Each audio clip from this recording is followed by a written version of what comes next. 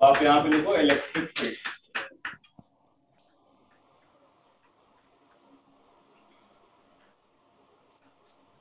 जो field word है ये यूज किया था सबसे पहले फैराडे ने, माइकल फैराडे, केवल नाम ही काफी है कि नहीं। तो मान लो ये चार्ज है क्यू, यहाँ पे कोई चार्ज है क्यू और इसके बीच में डिस्टेंस है। देखो कुलम ने कुलम्स लॉ दिया है ना, और वो रातों रात सेलिब्रिटी बन गया ना, पूरा हर जगह ऑटोग्राफ देता हुआ जा रहा था, कोई दिक्कत है ना, लाइफ मस्त चल रही थी। तो कुलम थोड़ा पढ़ा लिखा आदमी था ना, तो कॉलेज है तो वही पढ़ रहे हो, कॉलेज में जाओगे ना, उसके पास डिग्री वगैरह थे। फैराडे कोई पढ़ा लिखा, जैसा अभी कोई होता है ना जो 12वीं पास हो और लक से कुछ ऊपर चला जाता है, लक से नहीं अपने काम से गया था। तो फैराडे ने क्या किया, वो मतलब लाइब्रेरी में पढ़ता था है ना, बहुत सारे बुक्स पढ़ गया था है ना, तो उसको मैथमेटिक्स नहीं आती थी। तो कुलम लॉ ने क्या बोला था, कोई भी चार्ज रखा हुआ है और दूसरे चार्ज की वजह से फोर्स निकालना है तो k q q two by are square हो जाएगा। तो फैराडे ने क्या सोचा, जैसे यहाँ पे कोई चार्ज है, यहाँ पे दो चार्जेज है, यहाँ पे रखता हूँ इसकी वजह से फोर्स लग रहा है, इसको मैं इधर शिफ्ट करता हूँ अचानक से फिर से फोर्स लग जाता है, इंस्टेंटेनियस लगता है, बिल्कुल टाइम लैग हुए। कहीं भी रखता हूँ क्या हो रहा है, फोर्सेज लग रहा है। बोला अगर मैं इस चार्ज को हटा दूं, केवल एक ही चार्ज हूं, तो यहाँ पे कुछ है या नहीं है, कुछ तो होना चाहिए जो इस पे फोर्स लगा रहा है ऑटोमेटिकली। क्या सोचा देना, फील्ड वर्ल्ड कैसे आया था, जैसे मान लो यहाँ पे कुलम क्या बोल के गया था, दो चार्जेज हो, मुझे इस पे फोर्स निकालना है, आर पता हो k q two by are square हो जाता है, यस और नो। फैराडे ने क्या सोचा अलग तरीके से, बोला कि अगर ये चार्ज को मैं कहीं भी रखता हूँ फोर्स मुझे मिल जाता है, अगर मान लो ये चार्ज हटा दिया स्पेस में, तो यहाँ पे कुछ तो होना चाहिए जो इस पे फोर्स लगा रहा है इंस्टेंटेनियस। बात समझ आ रही है, वो क्या चीज था, उसको क्या नाम दिया, फील्ड। अभी देखो इलेक्ट्रोस्टैटिक्स में इलेक्ट्रिक फील्ड के बिना भी पूरा चैप्टर पढ़ लोगे कोई दिक्कत, यहाँ पे कन्वीनियंस के लिए फील्ड का रोल तब आता है जब ये चार्ज मूव करने लगे, जब ये चार्ज मान लो एक्सेलरेट कर रहा है ना, जब ये एक्सेलरेट करेगा तो इलेक्ट्रोमैग्नेटिक वेव बनाएगा, क्या बनाएगा, वो वेव ट्रेवल करके इस चार्ज पे फोर्स लगाता है। बात समझ आ रही। तो फील्ड वर्ड का, जैसे तुमने ग्रेविटेशन में पूछा, ग्रेविटेशनल फील्ड, फील्ड वर्ड का मतलब क्या हुआ, ऐसी फिजिकल क्वांटिटी जो स्पेस में हर जगह पे डिफाइंड हो और उसकी वैल्यू हर जगह पे क्या हो रही हो, चेंज हो रही है, उसे क्या बोलते हैं। बात समझ आ रही है। यानी फैराडे ने क्या बोला कि जैसे ही आप किसी चार्ज को स्पेस में रखते हो, इसकी वजह से एक इलेक्ट्रिक फील्ड सेट होती है, वो इलेक्ट्रिक फील्ड चार्ज पे क्या करती है, फोर्स लगाती है। यानी ये टू स्टेप प्रोसेस है, कितना है, जैसे ही आप यहाँ पे चार्ज को रखोगे इसके चारों तरफ क्या होगा, इसका इलेक्ट्रिक इन्वायरमेंट सेट होगा, वो इन्वायरमेंट इस पे क्या कर रही है, फोर्स लगा रही है। इसलिए फैराडे को ज्यादा इज्जत मिलती है as compare to coulombs.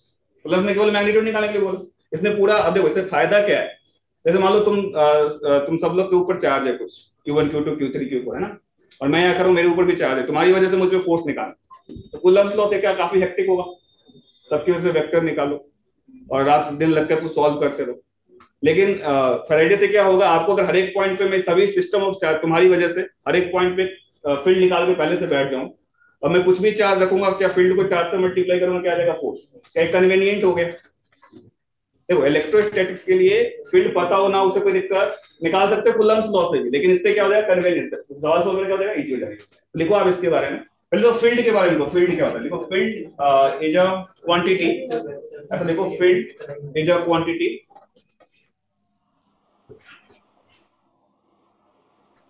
Field के बारे में, इलेक्ट्रिक नहीं, पहले फील्ड के बारे में, फील्ड, क्योंकि फील्ड हर जगह आया, gravitational field, electric field, magnetic field. तो फील्ड क्या होता है वो लिखो, कि field is a quantity which is defined for each point, which is defined for each point in space, each point in space, and whose magnitude may vary from one point to another, whose magnitude may vary from one point to another in space, whose magnitude may vary from, may लगाया मैंने, may vary from one point to another in what space। Clear ये चीज। अब electric field क्या होगा, अच्छा अब electric field को कैसे डिफाइन करें, ध्यान देखो। अब हमें पता चल गया कि यार ये जो चार्ज है ना, ये चार्ज नहीं भी होता तो यहाँ पे क्या होता, इलेक्ट्रिक फील्ड होता, और ये फील्ड इस पे क्या कर रहा था, फोर्स लगा रहा था। अब इसकी वैल्यू निकाले कैसे, यहाँ पे फील्ड कैसे है, ये कैसे निकाले, ये चीज साइंटिस्ट लोगों ने सोचा, पढ़े लिखे लोगों ने सोचा। अब कैसे निकाले, अब मान लो कि यहाँ पे अगर मैं कोई दूसरा चार्ज लेके आ रहा हूँ, उसका भी कुछ ज्यादा मैग्नीट्यूड है, तो उसकी वजह से क्या यहाँ पे नेट फील्ड आ जाएगा, इसका भी होगा, इसका भी रोल होगा। तो मैं चाहता हूँ इसकी वजह से यहाँ पे फील्ड निकालूं, तो यहाँ पे जो चार्ज रखूंगा क्या उसकी वैल्यू काफी कम करनी पड़ेगी, कम करनी पड़ेगी। तो कितना कम करें, जैसे आप जो कूलम्स लगाते हो यहाँ पे क्या लिखते हो के, इसको मान ली क्यू बोला, यहाँ पे क्यू बोला, आर स्क्वायर करा। अगर आप इसकी वैल्यू काफी कम करोगे क्या फोर्स भी काफी कम हो जाएगा। अगर ये मान लो जीरो का अप्रोच कर रहा है, 0 पॉइंट समथिंग, ये वैल्यू भी किसको अप्रोच कर रही हो, जीरो को। अगर मैं इसको डिवाइड कर दूं क्यू से तो ये जीरो है, ये भी जीरो को अप्रोच कर रहे हैं। तो न्यूमरेटर और ये दोनों किसको अप्रोच कर रहे हैं, जीरो को। टोटल वैल्यू क्या हो जाएगी, नॉट डिफाइंड होगी। तो लिमिट लगा सकते हैं, लिमिट पर है ना थोड़ा बहुत मैथ। 0/0 कौन सा फॉर्म बनता है, लिमिट से एक फाइनाइट टर्म आएगी। तो इलेक्ट्रिक फील्ड को ऐसे डिफाइन किया कि जो फोर्स वेक्टर है, ध्यान सुनना, इलेक्ट्रिक फील्ड वेक्टर बराबर जिनके बीच में जो फोर्स लग रहा है एफ वेक्टर अपॉन चार्ज, और लिमिटिंग वैल्यू क्यू किसको अप्रोच कर रही थी, जीरो को। तो ये जो वैल्यू आएगी फिक्स वैल्यू आएगी, फाइनाइट है। तो ये कौन सी वैल्यू होगी, फाइनाइट। देख लो ये इलेक्ट्रिक फील्ड का वैल्यू है, कैसे निकालते हैं।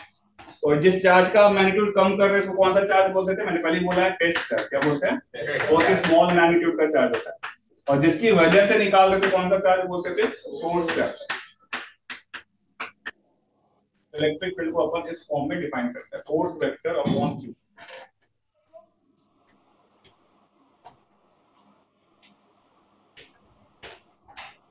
क्वांटाइजेशन ऑफ चार्ज तो ज्यादा छोटा होगा, क्या क्वांटाइजेशन इतना चार्ज उससे छोटा तो उससे नहीं वाले वो भी होगा, काफी छोटा होगा। स्मॉलेस्ट चार्ज कितना पॉसिबल है, स्मॉल ही, उसकी वैल्यू कितनी होती है 1.6 × 10⁻19। उसको मल्टीप्लाई, और वर्क्स भी होती है लेकिन वो न्यूक्लियर फिजिक्स में आता है। प्रोटॉन जिससे बना हुआ 2/3 1/3, तो वो आपके लिए नहीं है। आपके सिलेबस में सोचना भी नहीं उसके बारे में, बड़ा दिमाग, मतलब कोई भी सवाल गड़बड़ कर दोगे। आपके लिए स्मॉलेस्ट यूनिट क्या है, स्मॉल ही है ना। तो मान लो एक इलेक्ट्रॉन को ही ले लेते तो कितना फोर्स होता। मान लो ये 10 कूलम चार्ज है, वहां इलेक्ट्रॉन है, एक ही इलेक्ट्रॉन है, फोर्स किसको अप्रोच करेगा, के की वैल्यू कितनी होती है 9 × 10⁻9। चार्ज 10 हो गया, इलेक्ट्रॉन पे चार्ज -19 है, क्या -9 में चला जाएगा, क्या ये वाली वैल्यू काफी छोटी होगी। तो ये जीरो का अप्रोच कर रहा है, ये भी जीरो का अप्रोच कर रहा है। तो 0/0 को लिमिट लगा के निकालो तो वैल्यू क्या होगी, फाइनाइट। बात समझ में आ रही है मेरी बात, कि लोगों मेरी बात समझ में आई, जो लिमिट बोला है आया ना समझ। अब इसको लिखो। अच्छा देखो यहाँ पे किसी भी वेक्टर को स्केलर से मल्टीप्लाई करते हो तो कौन सी क्वांटिटी मिलती है, वेक्टर। तो लिखो आप इसके बारे में, electric field is a vector quantity.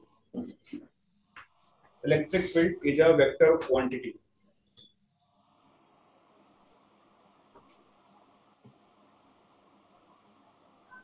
और इसका डेफिनेशन लिख लो कि इलेक्ट्रिक फील्ड होता क्या है।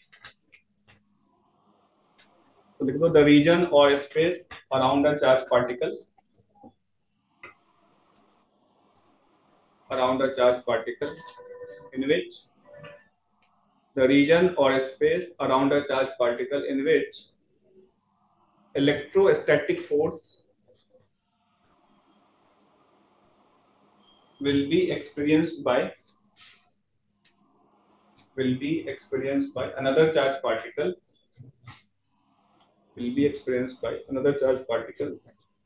when kept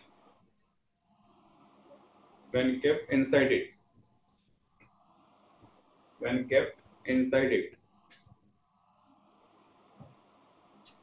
and this is called electric field। और इलेक्ट्रिक फील्ड इंटेंसिटी को कैसे बोलते हैं, फोर्स वेक्टर अपॉन क्यू, है ना। तो अगर मैं यहां से देखूं फोर्स वेक्टर, और मुझे कहीं फोर्स चाहिए तो चार्ज को किससे मल्टीप्लाई कर देंगे, इलेक्ट्रिक फील्ड। मैंने आपको पहले ही बोला था फिजिक्स में दो चीजों का मेन रूल चलता है, एक क्या होता है फोर्स, दूसरा क्या होता है एनर्जी। तो आधे चैप्टर में अपन क्या निकालते रहेंगे, इलेक्ट्रिक फील्ड से क्या निकालेंगे, फोर्स, और आधे चैप्टर में क्या निकालेंगे, एनर्जी। एनर्जी के लिए कौन सा टर्म यूज होगा, पोटेंशियल। समझ में आ रही है, लिंक करना है चीजों को। तो अगर तुम्हें किसी भी जगह पे इलेक्ट्रिक फील्ड पता है और फोर्स चाहिए तो 4 से मल्टीप्लाई कर दो, फोर्स वेक्टर आ जाएगा, आया ना। अच्छा यहाँ से तुम एक और डेफिनेशन सोच सकते हो इलेक्ट्रिक फील्ड का, यस और नो। अगर मैं Q को 1 यूनिट रख दूं तो इलेक्ट्रिक फील्ड का वैल्यू किसके बराबर हो जाएगा, फोर्स के बराबर। जिसको अपन एनसीआर टेबल में डिफाइन किया कि एक यूनिट पॉजिटिव चार्ज जितना फोर्स एक्सपीरियंस करता है उसे क्या बोलते हैं, इलेक्ट्रिक फील्ड। कोई दिक्कत, लिख लोगे ना, समझ में आने चाहिए। अच्छा अब देखो यहाँ तक तो हो गई जो फ्राइडे ने सोचा। फ्राइडे तो वो मैथमेटिक्स तो आती नहीं थी, वो जनरली हर चीज को ड्राइंग या रिप्रेजेंटेशन से वो बताता था। अब मैं ये चाहता हूँ कि फील्ड में हमारा जो है इंसान का जो दिमाग है विजुअल चीजों को देखने पे ज्यादा समझ में आता है, यस और नो। तो जो मुझे इलेक्ट्रिक फील्ड को बताना था तो फैराडे ने क्या सोचा, जो देखना ध्यान से कि तो रिप्रेजेंट कैसे करें। पेपर पब्लिश करना होता है ना पहले के टाइम में, तभी वो कॉन्सेप्ट बनता है। जैसे मान लो यहाँ पे क्यू चार्ज है, हमने क्या देखा जैसे जैसे डिस्टेंस बढ़ रहा था, जैसे यहाँ पे इलेक्ट्रिक फील्ड क्या बन जाए पॉइंट चार्ज की वजह से a Q by are square into K R क्या बनेगा, आया ना। तो जैसे जैसे डिस्टेंस बढ़ेगा वेक्टर की वैल्यू कम होती जाएगी, तो वेक्टर के मैग्नीट्यूड को कम दिखाना है तो कैसे ड्रॉ करते हैं, स्मॉल वेक्टर्स। ज्यादा दिखाना है तो लेंथ से बड़ा होगा। जब इसको बनाने लगा तो सीखा सीखा ऐसे वेक्टर बनाने जा रहा है, कैसा ना, और आगे जाके वो छोटा होता है। और मैं इस सारे वेक्टर्स को लाइन से ड्रॉ कर दूं तो ये क्या बन जाएगा, फील्ड लाइंस। क्या बन जाएगा, फील्ड लाइंस। तो इलेक्ट्रिक फील्ड लाइंस का जो है कॉन्सेप्ट किसने दिया था, फैराडे ने। तो लिख लो आप अगला, electric field is represented by, कैसे रिप्रेजेंट करते हैं, electric field is represented by electric field lines.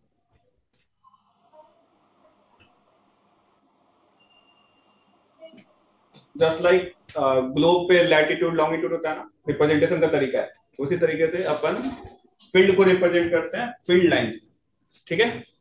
अब फील्ड लाइन ड्रॉ कैसे करें, इसने प्लस से अवे की तरफ ड्रॉ कर दिया, माइनस के लिए क्या करोगे टुवर्ड्स, कैसे नेट फील्ड को बता रहा होता है। सिमिलरली अगर मैं दोनों चार्ज हो प्लस क्यू भी हो साथ में क्या हो माइनस क्यू, तो कैसा बनेगा, कर्व बनेगा, प्लस से निकले कहां जा रहा होगा माइनस की तरफ। बता लो ये दो तीन, फिर इसके बारे में फील्ड लाइंस के बारे में प्रॉपर्टी बताता हूँ क्या क्या होता है, आप रिलेट कर पाओगे क्योंकि अभी आपने ग्रेविटेशनल फील्ड लाइंस भी पढ़ी होगी, नहीं बताते। इस चैप्टर के बाद ग्रेविटेशन पढ़ोगे तो काफी आसान लगेगा ना, क्योंकि सब कुछ सिमिलर है, केवल चार्ज की जगह पे मास आ जाता है वहां पे और कांस्टेंट चेंज हो जाता है। तो प्लस की वजह से किधर होगा अभी, माइनस की वजह से किधर होगा टुवर्ड्स, टुवर्ड्स, और दोनों होंगे तो रिजल्टेंट बन जाएगा, सुनो तो कर्व लाइंस बन जाता है।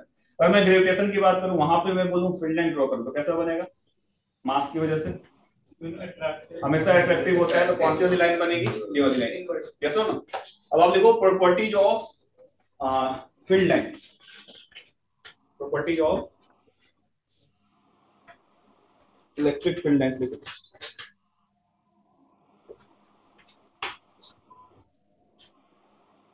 ठीक है। और जैसे मैं एक और चीज बताऊं, ये प्लस से है ये माइनस है, ये दोनों की वजह से है। और अगर मैं कुछ ऐसा पैरेलल लाइंस बता दूं, ऐसे अगर मैं पैरेलल लाइंस बना दूं, ये भी किसको बता रहा होगा, यूनिफॉर्म इलेक्ट्रिक फील्ड, किसको बता रहा होगा, यूनिफॉर्म इलेक्ट्रिक फील्ड। तो आप यहाँ पे देखो और पहला प्रॉपर्टी मुझे बताना, अगर मैं स्पेस में देख रहा हूँ तो फील्ड लाइंस कहाँ से ओरिजिनेट होती है, प्लस चार्ज से, है ना। और अगर मैं इसमें बोलूँ कहाँ से ओरिजिनेट हो रहा है, पैरेलल लाइन से कहाँ से ओरिजिनेट हो रहा होगा, इंफिनिटी से, पैरेलल तो इंफिनिटी हो रहा है, और टर्मिनेट भी कहाँ पे हो रहा है, तो पहला लिखो electric field lines originate from electrostatic field lines, हाँ electrostatic field lines originate from electrostatic field lines originate from positive charge or infinity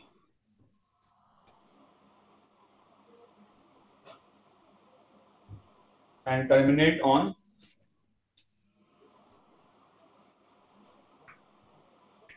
negative charge or infinity.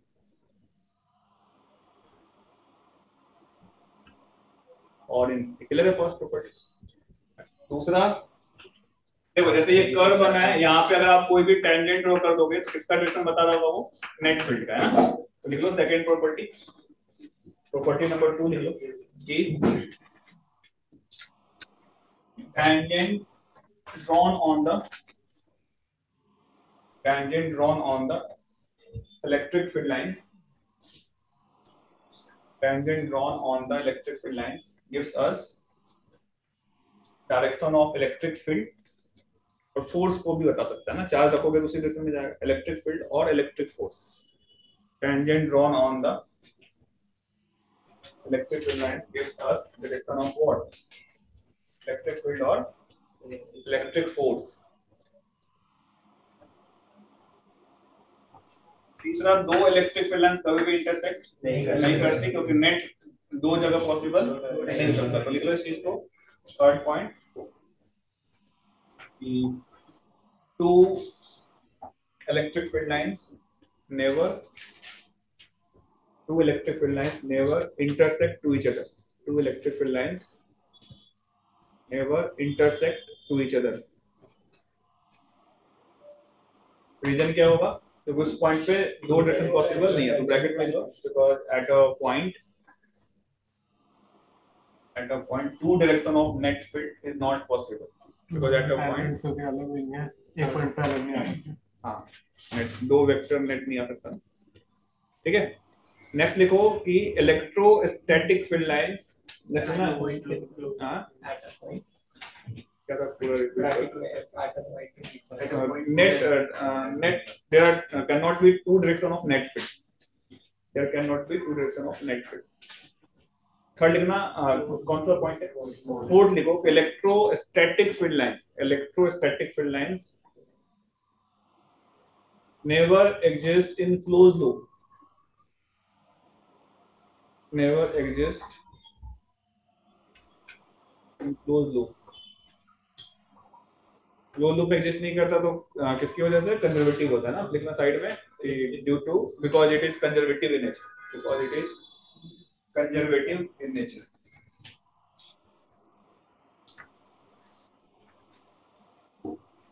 ठीक है, वो दिक्कत याद है? अच्छा, नेक्स्ट देखना ध्यान से कि जैसे अगर मैं यहाँ पे ऐसे कोई फील्ड लाइन दिया है, जहाँ पे ज्यादा डेंसर होगा वहां पे इंटेंसिटी क्या होगी?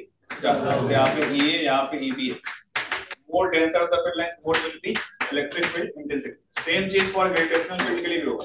देखो इस चीज को नेक्स्ट में, मोर denser the field line more will be electric field intensity.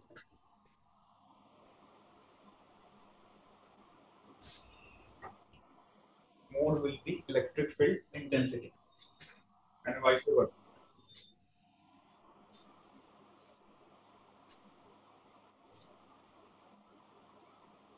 ठीक है, कोई दिक्कत यहाँ पर? आसान है सब कुछ? अच्छा, अब ध्यान से सुनना, एक काम की बात करते हैं नेक्स्ट प्रॉपर्टी को समझाने से पहले। जैसे मान लो कि यहाँ पे ये 2 कूलम चार्ज है और यहाँ पे ये 4 कूलम चार्ज है ना, तो अगर मैं आपसे पूछूं कि 2 कूलम चार्ज से कितनी फील्ड लाइन ड्रॉ कर सकते हैं?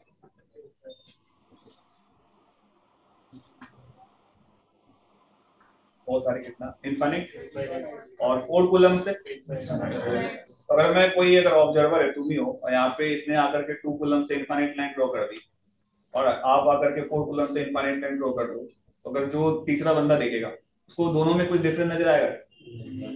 फील्ड लाइन का कॉन्सेप्ट तो इररिलेवेंट हो गया, तो फेराडे तो बेवकूफ निकला। जैसे अगर मैं बोलूं 2 कूलम से कितनी लाइन ड्रॉ कर सकते हैं? ये आगे कितनी लाइन ड्रॉ कर दिया? इनफाइनाइट। और 4 कूलम से आगे जाके इनफाइनाइट, मस्त एक पॉइंट से तो इनफाइनाइट लाइन निकल सकती है, सो नो। तो कोई ऑब्जर्वर देखेगा, बोलेगा क्या डिफरेंस, दोनों में तो बराबर ही है, तो फील्ड लाइन का मतलब क्या होता है? सर वो मैग्नीट्यूड नहीं, मतलब अगर मैं सीधे इसको अपन अलग अलग करके सीधे बोलूं तुम्हें बुला करके बोर्ड पे कि 2 कॉलम से तुम बताओ फील्ड लेंथ कहां हो, पूरे स्पेस में होगी, इनफाइनाइट लाइन ड्रॉ करके आओ। 4 कॉलम वाला भी same to same infinite draw कर दिया, तो तीसरा बंदा देख रहा है उसके अकॉर्डिंग तो दोनों सही है ना, इनफाइनाइट लाइंस होगी। सर मैग्नीट्यूड के जैसे 2 कॉलम में हां 4 निकलेंगे और 4 उस वाले में 8 ऐसे नहीं, तुमने किताब में पढ़ा है, कहीं पढ़ा होगा, लेकिन मैं पूछ रहा हूँ कि अगर कोई ऑब्जर्वर होगा उसके लिए कोई डिफरेंस नजर आएगा? सर डायरेक्शन भी नहीं होगा। 2 कॉलम से क्या अवे बन रहा है, ऐसे ड्रॉ करो, क्या दिक्कत है? मस्त, इसके भी यहाँ भी अवे होगा, कोई दिक्कत नहीं। देखना ध्यान से, ये चीज आगे भी कॉन्सेप्ट मिल जाएगा। जो फेराडे था बेवकूफ नहीं था, बहुत समझदार आदमी था। तो जो फील्ड लाइंस का यूज कहाँ पे भी करेंगे ना, वहां पे अपन कंपेयर करने के करेंगे, क्या करने के लिए? आगे फ्लक्स में भी आए। फेराडे ने कभी भी इक्वलिटी की बात नहीं की है, वो हमेशा किसकी बात की? प्रोपोर्शनलिटी की। समझ पा रहे मैं क्या बोल रहा हूँ? इनफाइनाइट ड्रॉ कर सकते हो, कोई दिक्कत नहीं, लेकिन जब दोनों को एक जगह ड्रॉ कर रहे हो तो एक में अगर तुम 4 ड्रॉ कर रहे हो, दूसरे में 8 करना पड़ेगा। यानी फेराडे का जो कॉन्सेप्ट है वो हमेशा इक्वल की बात वो हमेशा क्या बोलेगा, electric field line represent not equal to, क्या बोलेगा, रिप्रेजेंट। रिप्रेजेंट का मतलब प्रोपोर्शनलिटी को बता रहा है। क्या मेरी बात समझ में आ रही है? तो लिख लो इस चीज को कि electric field lines, next point लिखो, electric field lines are generally used for comparative study, है ना। Electric field lines are used या generally used for comparative analysis, बोल सकते हो comparative analysis.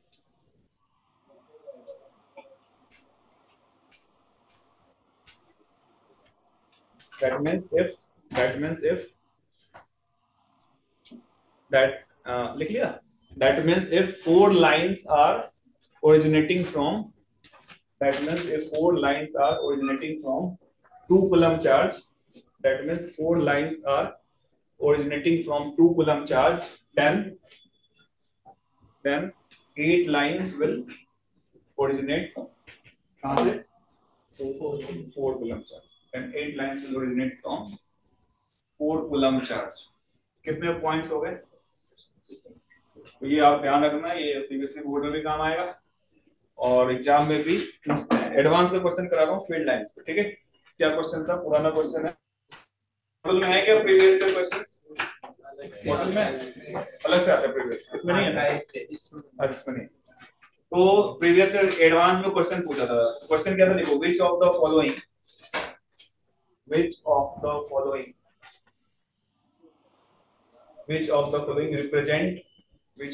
represent electric field lines? Which of the following represent electric field lines?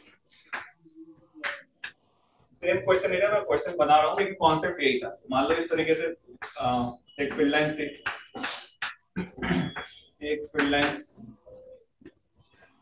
इस तरीके से थी, एक फील्ड लाइंस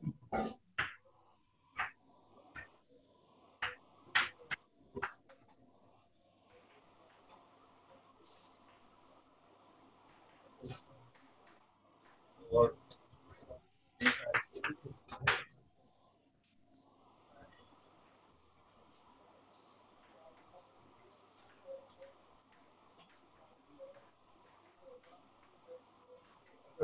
बता दो 4 ऑप्शन, मोर देन 1 हो सकते हैं।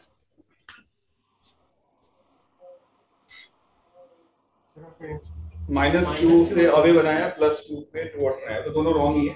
फर्स्ट और सेकंड, ये फर्स्ट और सेकंड में कौन कौन से? ये भी दोनों ए है और लोग ए पे सहमति बता रहे हैं, केवल ए है, ए और बी दोनों है, ए और बी दोनों है। तो एक काम करो, जो मैंने 6 पॉइंट लिखवाया है ना, उसको ध्यान से देखो। वहां पे मैंने कुछ जगहों पे इलेक्ट्रिक फील्ड वर्ड का यूज किया है, कुछ जगहों पे मैंने इलेक्ट्रोस्टैटिक वर्ड का यूज किया है। एक बार देखो, एक बार पढ़ो चारों 5 पॉइंट में कौन कौन से पॉइंट में मैंने इलेक्ट्रिक फील्ड लगाया था और कहां पे इलेक्ट्रोस्टैटिक लगाया था। क्लोज लूप में क्या लगाया था, इलेक्ट्रोस्टैटिक, है कि नहीं। देखो इलेक्ट्रिक फील्ड जो होता है, सीधे इलेक्ट्रिक फील्ड बोला था। इलेक्ट्रिक फील्ड आगे ही पढ़ोगे या थोड़ा बहुत 10th का अगर एडवांस पढ़ा हो तो इंड्यूस फील्ड के बारे में पढ़ा हो, नहीं पढ़ा कोई बात नहीं। देखो चैप्टर का नाम मैंने क्या बोला, इलेक्ट्रोमैग्नेटिज्म है। क्या है, इलेक्ट्रोमैग्नेटिज्म। तो पहले इलेक्ट्रिसिटी और मैग्नेटिज्म को अलग अलग पढ़ते हैं ना, अलग अलग साइंस है ना। मान लो इलेक्ट्रिक अलग है, मैग्नेटिक अलग है। फिर बाद में फैराडे की वजह से ही दोनों आपस में क्या पता चला, इंटर रिलेटेड। इलेक्ट्रिक फील्ड के चेंज होने से क्या जनरेट होती है, मैग्नेटिक फील्ड, और मैग्नेटिक फील्ड के चेंज होने से इलेक्ट्रिक फील्ड। तो आगे आप पढ़ोगे, जो लास्ट चैप्टर है ईएमआई में पढ़ोगे कि जैसे आप इलेक्ट्रिक मैग्नेटिक फील्ड को चेंज करते हो तो वहां पे एक फील्ड आती है, उसको भी इलेक्ट्रिक फील्ड बोलते हैं। उसको बोलते हैं इंड्यूस इलेक्ट्रिक फील्ड। क्या बोलते हैं? तो अगर मैं कोई भी इलेक्ट्रिक फील्ड वर्ड यूज कर रहा है, उसमें दोनों फील्ड आएंगे। कौन कौन से आएंगे, इलेक्ट्रोस्टैटिक भी। इलेक्ट्रोस्टैटिक किसकी वजह से आ रहा है, चार्ज की वजह से। इंड्यूस किसकी वजह से आता है, चेंजिंग मैग्नेटिक फील्ड की वजह से। समझ पा रहे मैं क्या बोलना चाहता हूं। तो इलेक्ट्रिक फील्ड लिख लो यहाँ पे क्वेश्चन में, कि आप कॉपी में लिखो कि electric field means, electric field contains, ऐसा लिखना है, electric field contains both electrostatic field plus induce electric field. Electric field contains both electrostatic field and induced electric field. ठीक है। इंड्यूस फील्ड क्लोज में एग्जिस्ट करती है, इलेक्ट्रोस्टैटिक फील्ड एग्जिस्ट नहीं करती। तो सवाल में केवल इलेक्ट्रोस्टैटिक बोला होता तो कौन सा आंसर होता, गलत होता है। इलेक्ट्रिक फील्ड बोले तो कौन कौन सा होता है, क्लियर है चीज। तो ये चीज समझ में आया नहीं आया।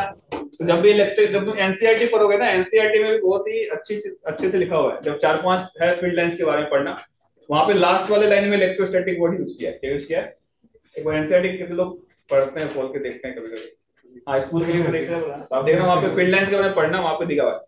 तो इलेक्ट्रिक फील्ड जब बोलेगा तो दोनों फील्ड आएगा, इंड्यूस फील्ड और दूसरा कौन सा होगा, इलेक्ट्रोस्टैटिक।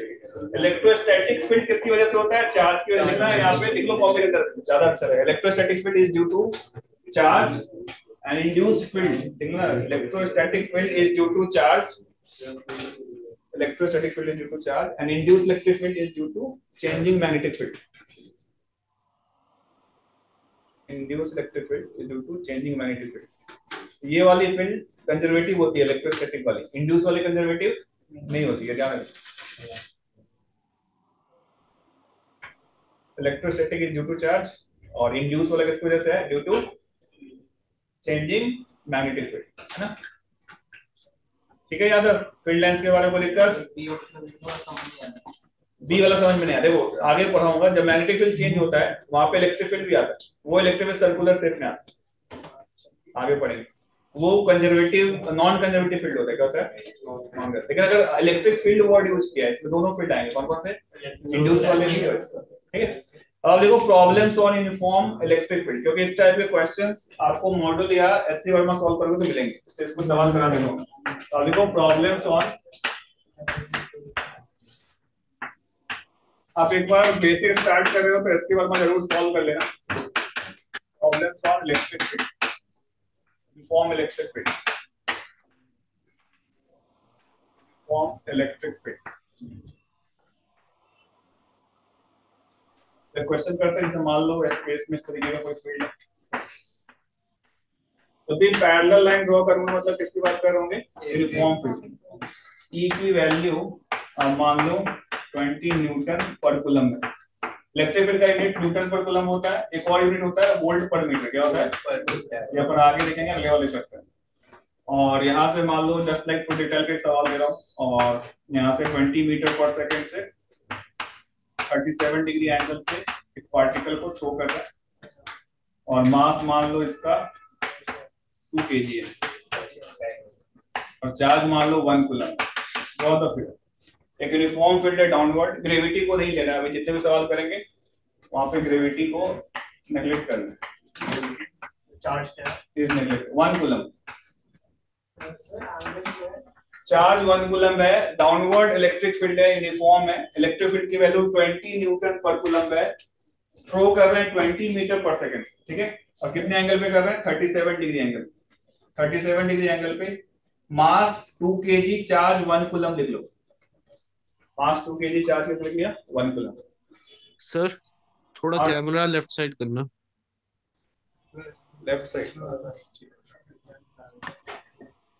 दिख रहा है अभी, यस सर। ठीक है, याद है कहानी, प्रोजेक्ट सबको आता होगा, जल्दी से आप बता दोगे। तो क्वेश्चन लिख लो पहला कि अपन कहानी यहां तक करेंगे कि ये जाता है और सेम लेवल तक आता है, नीचे भी जाएगा लेकिन अपन इसी लेवल तक की बात कर रहे हैं। तो क्वेश्चन लिखो, फाइंड आउट, एक तो वो सारी चीजें निकाल दो, find out H max, time of light, range, find out H max, time of light, range. दूसरा find out the angle, find out the angle made by the charged particle, find out the angle made by the charged particle with horizontal, charged particle with horizontal after 1 second, after 1 second, ठीक है। अब देखो इसमें मैं बताता हूँ क्या है, आपने कहीं कहीं पढ़ लिया होगा, फिर भी मैं आपको समझा रहा हूँ, यहाँ पे काम की बातें बता रहा हूँ ना, जो आपने वहां नहीं पढ़ा। जब भी कोई कांस्टेंट फोर्स फील्ड होता है, क्या होता है, कांस्टेंट फोर्स फील्ड, तो वहां पे कितने टाइप के ट्रेजेक्टरी पॉसिबल होते हैं? कांस्टेंट फोर्स फील्ड का मतलब हर एक जगह पे फोर्स क्या हो, यूनिफॉर्म। जैसे यूनिफॉर्म फील्ड में 4 से मल्टीप्लाई करोगे कांस्टेंट फील्ड हो जाएगा। सिमिलरली ग्रेविटेशन में आप हर एक जगह पे जी को क्या मानते हो, up to the 50 kilometre constant मानते हैं ना, तो वहां पे फील्ड, वो फील्ड कैसा बनता है, uniform field.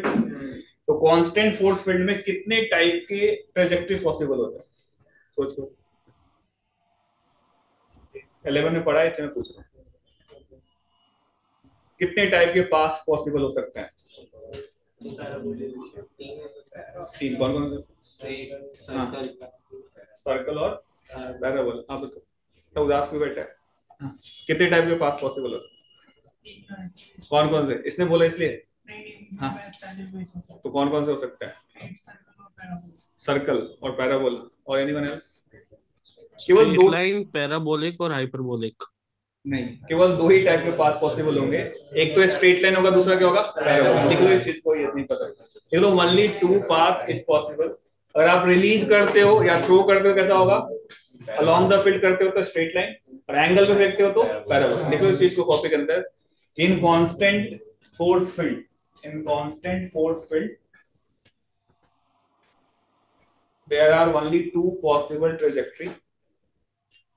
In constant force field there are only 2 possible trajectory. One is a straight line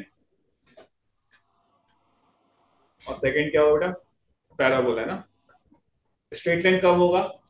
जब रिलीज करेंगे या फील्ड की तरफ फेंकेंगे, और एंगल पे फेंकेंगे तो पैराबोला होगा। लिखना इसको कि अगर इन द, लिख लो अपने मन से, स्ट्रेट लाइन कब होगा? जब अलोंग द फील्ड फेंक रहे हो, और एंगल पे फेंक रहे हो तो पैराबोलिक पाथ होगा।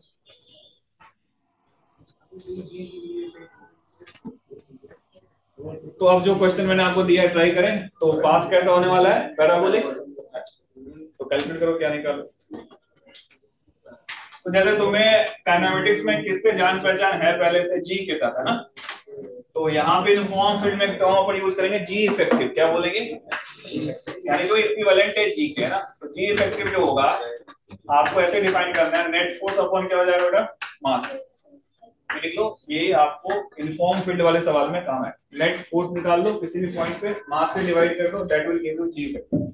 जो भी आपने काइनेमेटिक्स में फॉर्मूले पढ़े हैं सब कुछ सेम रहेगा, पर जी की जगह पे किसको रिप्लेस करना है, जी इफेक्टिव। और प्रोसीड।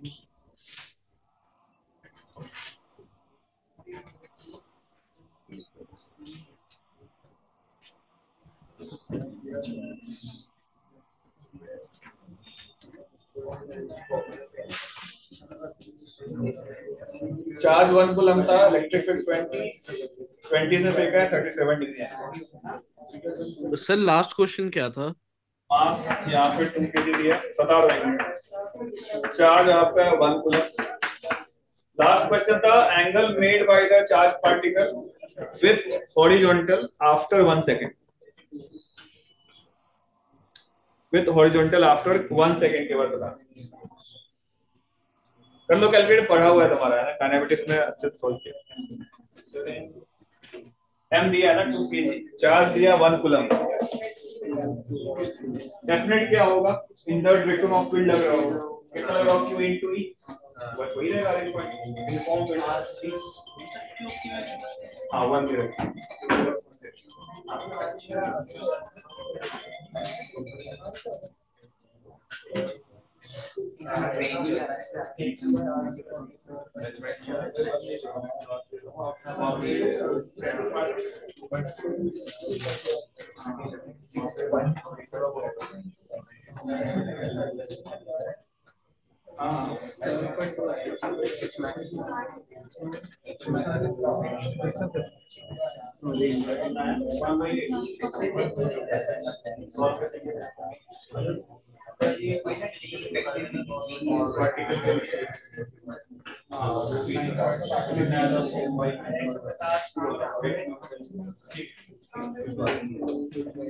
ठीक है, रिवीजन है एक तरफ से, आपने काइनेमेटिक्स से पढ़ा, बता दो जल्दी कितना है, कितना आंसर आएगा।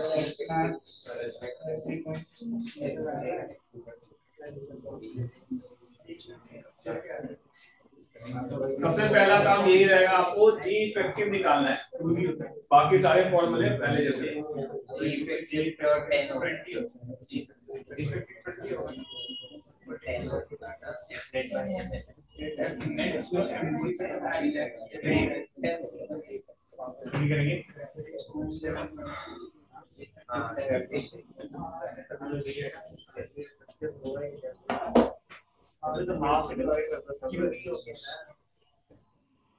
आ गया।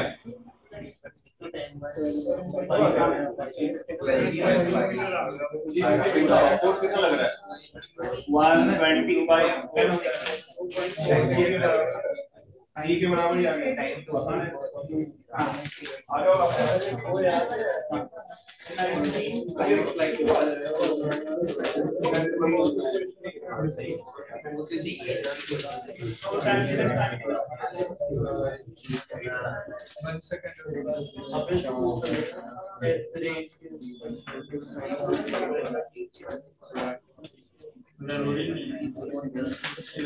भैया आ गए। तो देखो यहाँ पे चेक करते हैं, प्रोजेक्टाइल के लिए आप फॉर्मूला मत रखो, एक्स वाई में ब्रेक कर दो। यूएस कितना होगा? यूएक्स 20 cos 37 कितना आ जाएगा बताओ? 4/5 16 हो गया, समझ रहे हो ना? यूवाई कितना होगा? 20 into 3/5 कितना हो जाएगा? 12 आया ना? अब आप सब कुछ निकाल दो। पहला क्या हो रहा था? एच मैक्स क्या हो जाएगा? ui स्क्वायर अपॉन 2g, जी की जगह पे जी इफेक्टिव रख दोगे। ui कितना था आपका? 12 into 12 अपॉन 2 into जी इफेक्टिव कितना हो जाएगा? जी इफेक्टिव कितना निकाला था? 10 आ रहा था ना? जी इफेक्टिव कितना था? 10 था। यहाँ पे 10 रखो, कितना आ जाएगा? तो सॉल्व करेंगे तो 7.2 यही आ रहा था। अच्छा, आपने को चाहिए time of light. Time of light क्या हो जाएगा? 2 टाइम्स ui बाई क्या होगा? जी इफेक्टिव। ui कितना है? 12 है और जी तुम्हारा 10 था, तो कितना आ जाएगा? 2.4 सेकंड। यही आ रहा है ना? Yes sir. रेंज चाहिए, तो रेंज क्या होगा? UX into time. कटो मत फॉर्मूले ऐसे है ना। यूएक्स की वैल्यू कितनी है? 16 और टाइम कितना निकाला तुमने? 2.4। इसको मल्टीप्लाई कर दो, यू गेट द रेंज। और यस और नो, एक्स और वाई में ब्रेक करो एक्सिस में और ट्राई टू सॉल्व। सर एक बार कैमरा बोर्ड की तरफ कर दो प्लीज।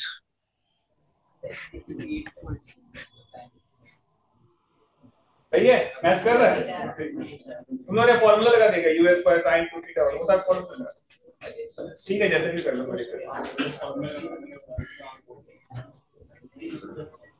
चलो मैच हो गया था। अब क्या बताना इसके बाद? एंगल कितने देर बाद? 1 सेकेंड। वही इधर देखो, टाइम ऑफ लाइट अगर 2.4 है तो 1 सेकेंड में पार्टिकल किधर होगा? उस साइड या मैक्सिमम हाइट के राइट में या लेफ्ट साइड? इस साइड होगा, इस साइड होगा। तो आप देखो यहाँ पे लेफ्ट साइड में होगा तो प्रोजेक्टाइल में कौन सी वैल्यू हमेशा फिक्स रहती है? प्रोजेक्टाइल, क्योंकि x में कोई एक्सेलरेशन नहीं है। तो x में कितनी होगी वैल्यू बताओ? ये 16 है, ये वाली वैल्यू निकालनी पड़ेगी। समझ पा रहे हो ना जी? चलो बात समझ में आ रही है जो मैंने सॉल्व कर रहा हूँ। यस। तो ये कैसे निकालें ऊपर वाला? क्या उसके लिए कांस्टेंट a का फॉर्मूला लगाओ, v माइनस u बराबर 80 कर दो। जो आप यहाँ पे लिखोगे vy माइनस uy। तो आप ये अच्छे सवाल का आंसर बताओगे तभी मैं थोड़ा और अच्छा सवाल दूंगा, अदरवाइज दिक्कत होगी। vy की वैल्यू निकालनी है। ui कितना था? 12 था ना बेटा। ay कितना है? -10 है और टाइम क्या 1 लगाना है। तो vy कितना मिल रहा है तुमको? -10 प्लस 12 कितना हो गया? 2 मीटर पर सेकेंड। तो उस मोमेंट पे ये जो है क्या 2 मीटर पर सेकेंड है। और ये x वाला कितना है? 16 था ना? तो रिजेक्टेड कितना एंगल बना रहा होगा? tan अल्फा कितना होगा बोलो? 2/16 कितना आएगा? 1/8। तो कितना हो गया? tan inverse of 1/8। चलो भाई ये आंसर आ गया था आप दोनों का। तो आ गया, पीछे आ गया था। ठीक। अरे हाँ, तो मैंने बोला था ना इस चैप्टर में मैकेनिक्स है, एक नया फोर्स आ गया, इसका नाम क्या है? इलेक्ट्रिक फोर्स, बाकी पूरी कहानी जो आपने मैकेनिक्स में पढ़ाई है, एसएचएम के सवाल भी आएंगे, है ना। लोग आप परफेक्टली पूरा सही था।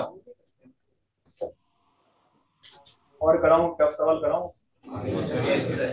चलो पहले एक सवाल और करते हैं ताकि तुम्हें जी इफेक्टिव का मतलब समझ में आए, देन आफ्टर कुछ अच्छे सवाल करते हैं। देख लो, कोई दिक्कत तो बताओ किसी को। आपका आ गया था एंगल, अभी समझ में आया। तो एक सवाल में, ये तो काइनेमेटिक्स में आई होगा, आता होगा, वर्टिकल सर्कुलर भी आता है, सबको पता है ये चीज। तो वर्टिकल सर्कुलर का सवाल करते हैं। एक क्वेश्चन ये है, काइनेमेटिक्स कर लोगे, कोई जी इफेक्टिव निकालना है, इसी टाइप के क्वेश्चंस होंगे। तो एक और करा दूं, लेकिन वही इससे काइनेमेटिक्स का रिवीजन हो जाएगा। आई होप आता हो, आप लोगों को आता होगा काइनेमेटिक्स, आता है यार, ये कराओ। तो एक क्वेश्चन देखो, जैसे मान लो कि इलेक्ट्रिक फील्ड ऐसे हॉरिजॉन्टल डायरेक्शन में है, और इलेक्ट्रिक फील्ड की वैल्यू ई रख दो, सब कुछ वेरिएबल में ले रहे हैं। एक पेंडुलम है, इसका मास मान लो m है, चार्ज q दिया हुआ है, और कुछ ड्रॉ फिगर है ना। इलेक्ट्रिक फील्ड बना लो, हॉरिजॉन्टल में यूनिफॉर्म है, और E की वैल्यू जो है आपको दी हुई है, कैपिटल E है, मास m है, चार्ज q है, length of the string L दिया, वर्टिकल सर्कुलर मोशन का सवाल, ठीक है। और मैं ऐसा एज्यूम कर रहा हूं कि आप लोगों को मैकेनिक्स आती है, इसलिए मैं ऐसा नहीं कि काइनेमेटिक्स में 10 सवाल कराने वाला। क्लियर है चीज? अब क्या कर रहे हैं, ग्रेविटी इसमें कंसीडर करना है, देखो ग्रेविटी इज प्रेजेंट, कंसीडर करना है, gravity is present, charge Q, हाँ चार्ज क्यू है, मास m दिया हुआ है, और ग्रेविटी को कंसीडर करना है, ठीक है, डाउनवर्ड लग रहा हो। तो क्वेश्चन ये है कि पहला, find out the equilibrium position, find out the equilibrium position, that is angle from the vertical, find out the equilibrium position, मतलब क्या निकालना होगा, that theta from the vertical बतानी है आपको, फर्स्ट थिंग ये, ठीक है। दूसरा, what minimum velocity, minimum horizontal velocity, what minimum horizontal velocity should be given to the charged particle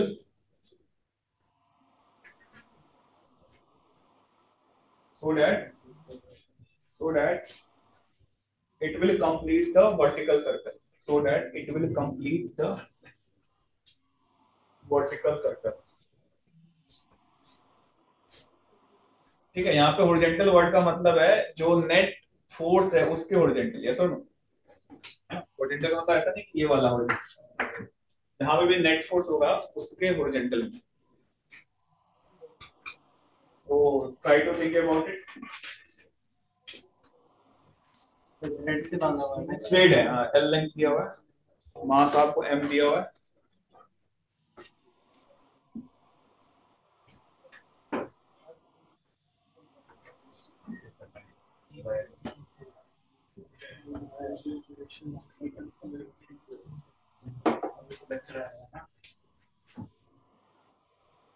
सोचिए और गलत करिए सही करिए कोई दिक्कत नहीं, लेकिन ट्राई करते रहना।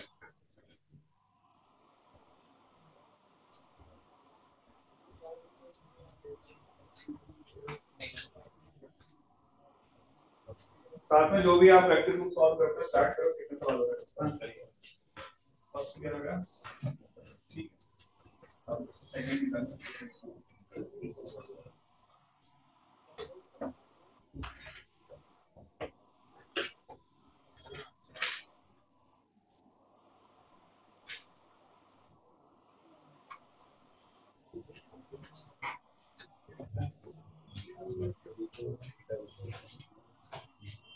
निकालो रिजल्ट, आ गया आपको?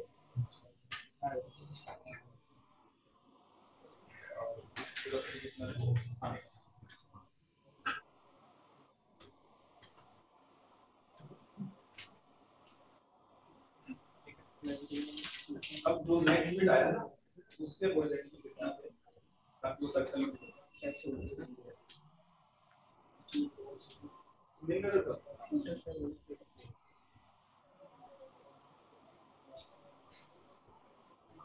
आएगा हमारा, ठीक है। तो रिजल्टेंट किधर आएगा, एंगल पे आएगा, रिजल्टेंट को प्रूव करो किधर आएगा। हाँ तो बताओ ठीक है। अब यहाँ से लिख दीजिए ताकि वो सर्कल में ठीक है।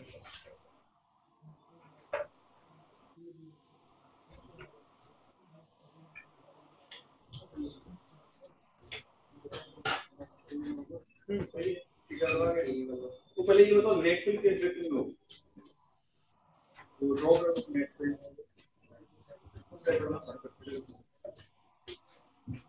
तो नेट फील्ड पे डायरेक्शन ड्रॉ करो।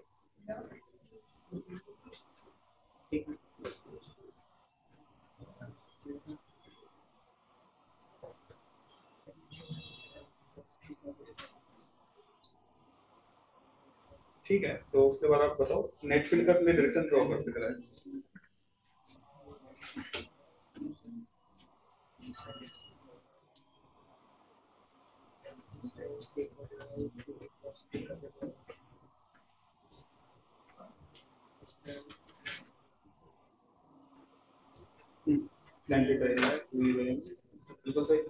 नेट फील्ड कैसा दिखेगा, ये तो कैलकुलेशन करे ये तरह हाँ तो रिजल्टेंट बिल्कुल, हाँ तो ड्रॉ कर वहां से भी इक्वेशन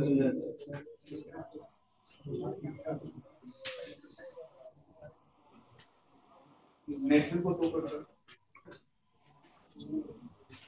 हाँ बिल्कुल है। उस डायरेक्शन में सारे पैरेलल लाइंस होंगे ना, उसके ओरिजेंटल लेनी होगा।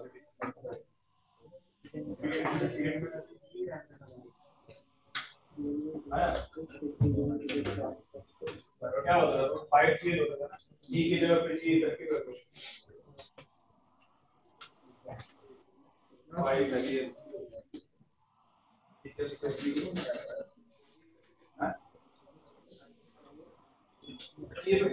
नेट फोर्स को मान से डिवाइड करके ना नेट ग्रेविटी भी लग रहा है, इलेक्ट्रिक फोर्स की वजह से आएगा साथ में ग्रेविटी भी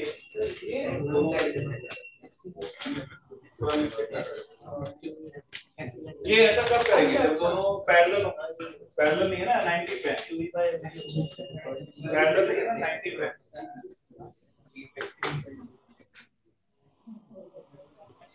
पहला वाला सबने सही किया, एंगल निकाल दिया ना, दूसरा वाला नेट फील्ड ड्रॉ कर दो और फॉर्मूला क्या था, √5g है, जी की जगह पे क्या रखना है, जी इफेक्टिव, और जी इफेक्टिव के लिए मैंने क्या बताया, नेट फोर्स को कैसे डिवाइड करना है, मास से। देखो मैं बता रहा हूँ, ध्यान देखो, सबने यहाँ पे बिल्कुल सही बनाया, बहुत अच्छा। यहाँ पे आपका ग्रेविटेशनल फील्ड होगा, आया ना, और यहाँ पे ऐसे तुम्हारा इलेक्ट्रिक फील्ड है, दोनों को ऐड करोगे तो जो रिजल्टेंट मिलेगा वेक्टर से, तो क्या एंगल पे आएगा ऐसे फिर लोग एग्री करते हैं। तो जो तुम्हारा पेंडुलम था क्या इस तरीके से हो जाएगा वो अलाइन, आया ना। अब बोला यहाँ से कितना वेलोसिटी दें ताकि ये सर्कल में घूम जाए, यही सवाल है। यस और नो?